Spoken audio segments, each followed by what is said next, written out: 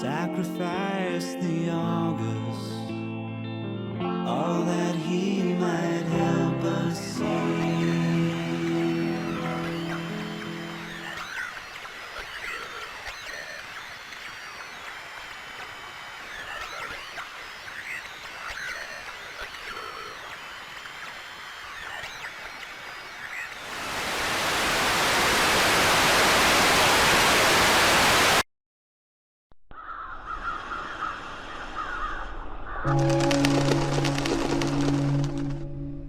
What's up, ladies and gentlemen? It's your boy Dripping Yellow Madness coming to you all the way from pretty far back here because I think we need our space. Anyway, the year is 2004, the year of World of Warcraft, Doom 3, Escape from Butcher Bay, but also the year of San Andreas, Halo 2, Half-Life 2, Unreal Tournament 2004, Fable, Warrior Within, and I'm not going to list anymore because today's little oddity, Scrapland, was also released. Developed by Mercury Steam, sound familiar, and published by Deep Silver and Enlight Software, this strange little mutated baby was executive produced by American McGee, a name that will forever scar this channel like a lost lover. You know the kind you stalk for several years and even after a stint in prison for violating the restraining order, eventually ends in a murder-suicide. I don't know shit about this game's development cycle, and I can't really find anything either. Hell, I hadn't even heard about the game until probably 5 or so years after it came out, and really only just recently picked it up. So, since American has decided to give presents, let's take a look at American McGee Presents Scrapland.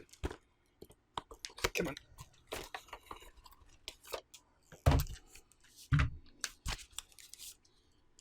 Genuine reaction of shock and outrage, definitely not played up for the camera. And scene. Nailed it.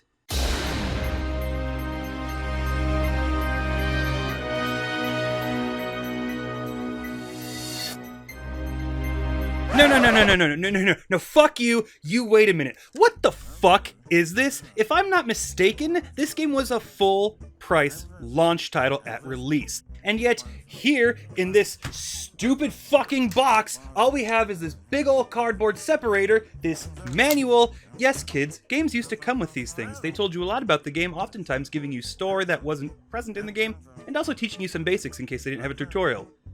And these stupid discs in these fucking plastic sleeves. Paper. Sorry, why did I say plastic? There's plastic on the front, but they're mostly paper. And this wasn't a secondhand purchase either. I bought this shit brand new, factory fucking sealed. You want to tie your good name to this, and then none of you stupid motherfuckers can fucking spring for a jewel case? Well, honestly, it's not the worst thing that American will tie his name to or put out for that matter. I mean, just 2 years later, he himself made Bad Day LA, which we'll cover fucking never. Go ahead, play it. You'll be the one having a bad day. Back to your regularly scheduled game intro.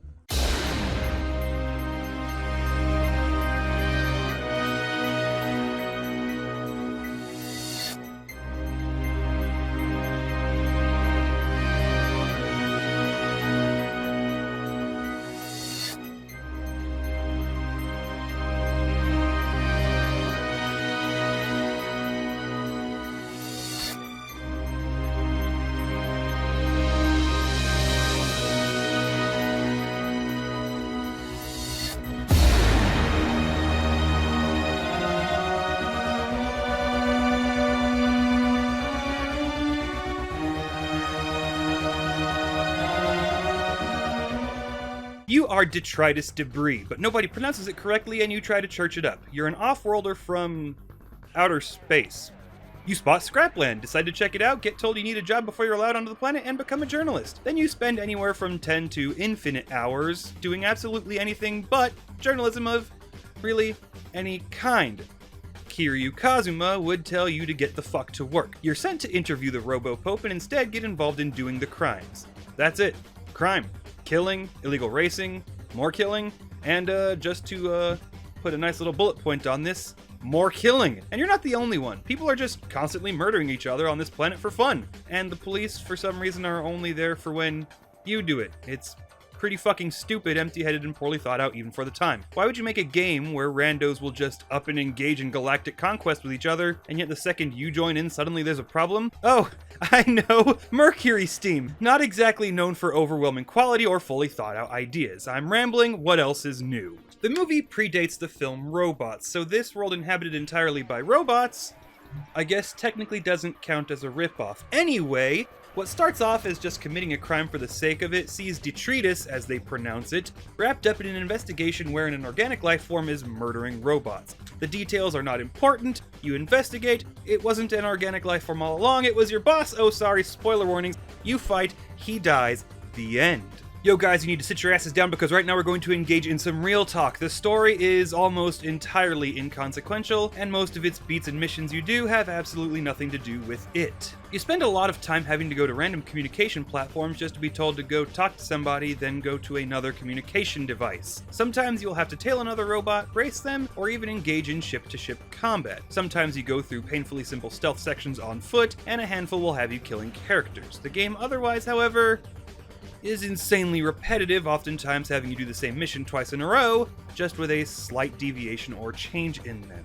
Detritus, being developed by the CIA but not really, can transform into other robots, which is illegal, and access special abilities they have. These aren't as useful as the game tries to make it sound. Bankers can steal money, which is slower than the grinding you'll eventually have to do, cops can solicit bribes, and then there's the murder cops as well. Functionaries can slow time, which will be used for cheesing the game on a regular basis because playing it is kind of like pulling teeth when you're in the on-foot segments. On-foot sections tend to be intolerably bad, mostly due to the lack of a run function. You move at the pace the game decides, and I regret to inform you that it's really not fast at all. Maps are massive, a couple are just mostly empty, and pretty much all of them are maze-like. It's easy to figure out how your entirely unhelpful map works, but even when you do, it's still unhelpful, exacerbated by the painfully slow movement. When you die, you go to prison because I don't fucking know why.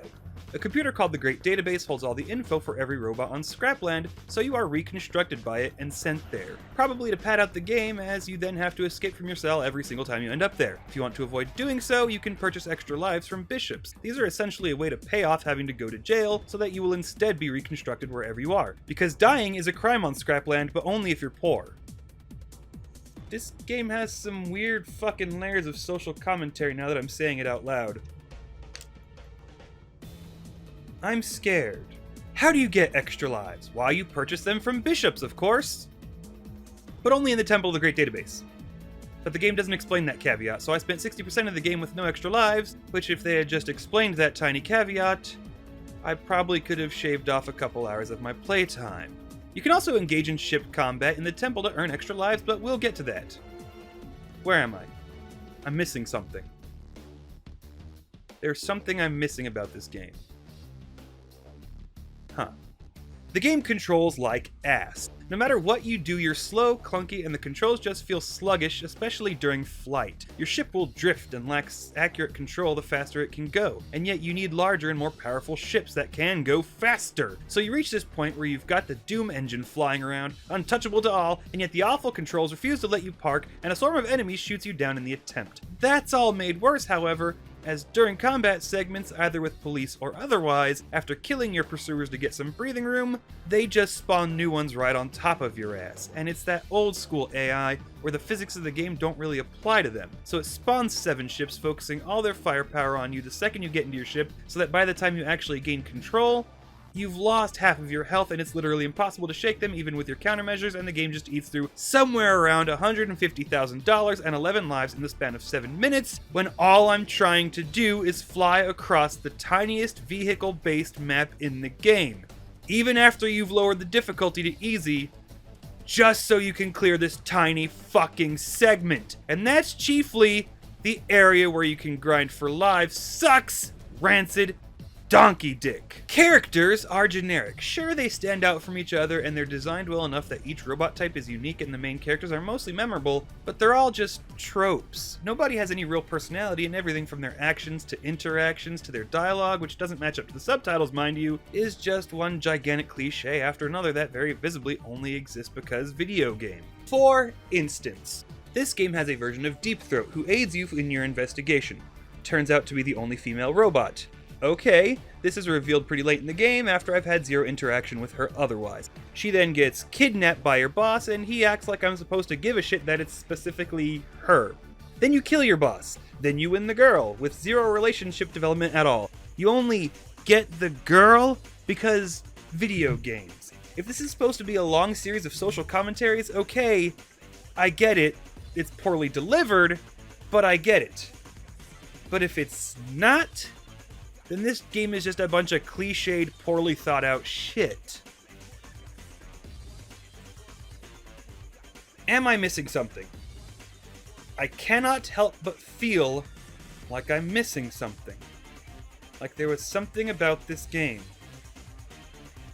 Whatever. Side shit. You meet a guy called the Crazy Gambler because he gives you lists of things to do, kill X people as Y, do random thing just because 8 times, then engage in a race or combat and get an upgrade for something. These are menial, and some generally aren't explained. My second group of them involved win 5 races against the police. Okay, sounds easy enough. Despite the ass-tier controls, racing isn't too bad, so where do I go / how do I engage in races with the police?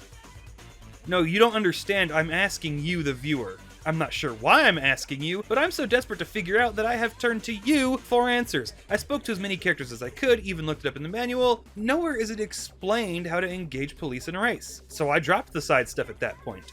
So outside of the chore list and the side chore list, you get blueprints to make ships. These will contain different types with different speeds, weapon layouts, and engine plans. You can mix and match with the engines and ships to your heart's content to build super fast Star Destroyers and become nigh invincible even on hard settings, until of course the game chooses to do one of its fuck you segments. And that's it. Pretty simple ship construction, but otherwise it's deep enough to remain interesting for the time and is still appreciated even today. Shitty on-foot controlled ass-tier stealth segments, repetitive, slow, lumbering ship-based missions broken up by terrible fucking races. I want to say there was more to the game because every fiber of my being is screaming at me that I'm missing something. But for the life of me, I can't fucking figure out what it is. I guess I could talk about the races. You have 3 kinds, but really they're all just variations on a theme. First up are your buoy races. Be the first to collect the prerequisite number of buoys on a set path, each one spawning as the last one is collected. Next are death races, where only the player holding the baton gets to collect the buoys. Guess how you get the baton from other players. Finally comes capture the flag. It's just team-based buoy races where the buoys spawn in random locations across much larger maps. There is some strategy in building ships for racing, as faster engines could also be held back by the weight of the ship or putting too many guns on, but that's really about as deep as the racing or the shipbuilding ever gets. But there's something else to this game. What the fuck am I missing? The soundtrack is okay. It's not memorable, but it's not offensive. It just kind of exists, is pretty repetitive, and no part really sticks out until you get to the track where the weird lyrics kick in and you remember, oh yeah, there's music in this game. I played the PC version, and the game looks fantastic and runs great even today, except that whole statement about it running great is an absolute fucking lie. Stardock 3, baby! That's right, I bought this game brand fucking new, mint in box, and it was entirely fucking unplayable thanks to the draconian DRM that prevents it from running on anything above Windows XP. Yar har, the hooks boyo, buried treasure, and all that mess. Despite the fact that I've had almost nothing good to say about it, on easy, the game is actually a pretty good time sink, and I didn't initially play on easy. That statement about the game eating through all my lives and money and fucking ships, mostly before I even gained control of my ship when I'm just trying to cross a fucking empty room, is pretty real. And I was playing on medium. I had to lower the difficulty to get past that segment, which was the 3rd fucking time I had to do that exact same task for the story. And again, I was only playing on medium. However, when you're not having to deal with elevated damage outputs, it's fun figuring out how exactly you need to cheese the stealth segments. It's got a really bad escort quest or two, and some ship-based quests are just frustrating wastes of resources, but it's simple enough and fires up fast enough that an hour or two every other afternoon isn't really all that bad. Cliched writing aside, it's a fun little story with great voice acting. You can tell everyone was enjoying what they were doing, even when the delivery comes off a little stiff. And as I said, the game is gorgeous, plays pretty good when you remember its age, and when you can find a version that is working, wink wink, runs damn near perfectly. and considering the only way to play the game on PC is cheap as free, you really can't go wrong at that price tag, especially if you have a penchant for the weird. Just, when PC Gamer said that with this title American McGee was on his way to becoming the gaming equivalent of Alfred Hitchcock, well, they were kind of way the fuck off even at the time. Now, what the hell was I missing? I'm missing something. There's something more to this game that I just can't quite figure out. Oh right! This game has multiplayer! Guess how well trying to play it went for an OG Xbox game and one you have to fucking pirate for PC due to destructive DRM that, as far as I can tell, received 0 post-launch support that I can find evidence of. Go ahead. Take a guess. I'm the Necroswanson, and all hail Videodrome. Long live the new flesh.